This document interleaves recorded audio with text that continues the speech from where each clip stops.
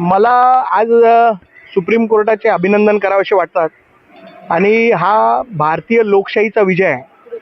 लोकशाही संपवण्याचं काम भारतीय जनता पार्टीने गेल्या 2.5 वर्षापासून या राज्यामध्ये केलं होतं.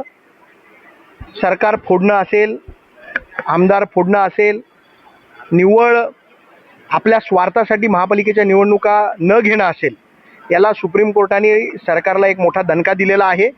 आणि राज्य सरकारने येत्या 4 महिन्यामध्ये जर निवडणुका घ्यायला सांगितलेलं आहे. मी सुप्रीम कोर्टाचं खूप खूप अभिनंदन करेन की त्यांनी लोकशाही जिवंत ठेवण्यासाठी हा निर्णय दिलेला आहे. आणि हा सर्वसामान्याला, कारण सर्वसामान्य माणसं जी असतात ते आपल्या कामांसाठी आमदार खासदार यांच्याकडे न जाता पहिल्यांदा ते नगरसेवकाकडे जात असतात. तर हे लोकांच्या आणि लोकशाहीसाठी एक पोषक निर्णय आज सुप्रीम कोर्टाने दिला आहे. मी सुप्रीम कोर्टाचं खूप खूप अभिनंदन करतो. मला आज सुप्रीम कोर्टाचे अभिनंदन करावेसे वाटतात आणि हा भारतीय लोकशाहीचा विजय आहे. लोकशाही संपवण्याचं काम भारतीय जनता पार्टीने गेल्या 2.5 वर्षापासून या राज्यामध्ये केलं होतं.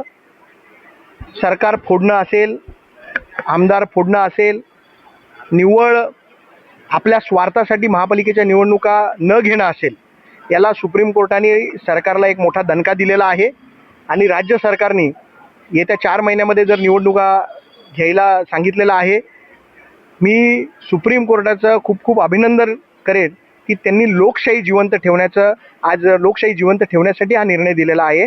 आणि हा सर्वसामान्याला, कारण सर्वसामान्य माणसं जी असतात ते आपल्या कामांसाठी आमदार खासदार यांच्याकडे न जाता पहिल्यांदा ते नगरसेवकाकडे जात असतात.